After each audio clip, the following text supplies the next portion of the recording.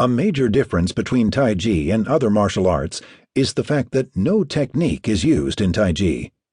When one designs and applies a technique, he does so for a preconceived future that may never exist.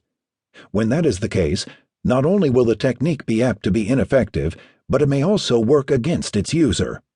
On the other hand, the Taiji player, being in the present, does not move unwittingly and blindly into the future, as one would do if he were using technique.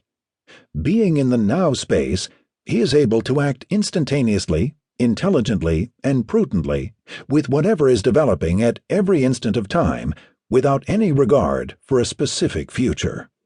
Your task as a Taiji player is to not allow yourself to separate from now. This is not easy to accomplish.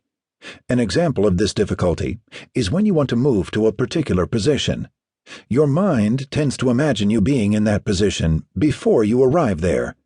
This, of course, causes your shun to leave the reality of your present position, thus creating a chi disconnect.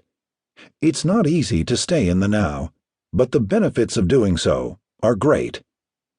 If you are not in the now, you miss much of life. Eckhart Tolle summed this concept this way: most humans are never fully present in the now, because, unconsciously, they believe that the next moment must be more important than this one. But then you miss your whole life, which is never not now. And that's a revelation for some people, to realize that your life is only ever now. It would do us well, therefore, to hearken to the old Tibetan proverb: do not pursue the past, do not usher in the future, rest evenly with present awareness. Now flow, true flow, the Taiji essence. Physics is the study of pushes and pulls. Martial artists are interested in those pushes and pulls, for they are the forces that players create and deal with, all of which are intimately connected to flow. Flow, among other things, is also the flow of kinetic energy and the transference of forces. Earlier, we explained that flow is the process of the connectivity of your body parts and their movements.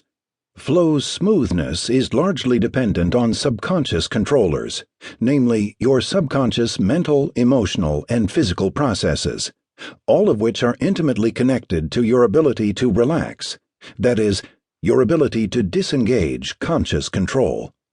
Although we tend to visualize flow as the internal movement of your bodily components that can be sensed, like tissues, muscles, and fluids, that ultimately produce external actions, flow exists even when we appear to be relatively motionless, since there are innumerable activities going on inside of us, like breathing, heart activity, neurological impulses, cellular operations, and most importantly, thinking, since it consciously and subconsciously is continuously affecting our physiology. No matter whether you are relatively active or still, there is always flow.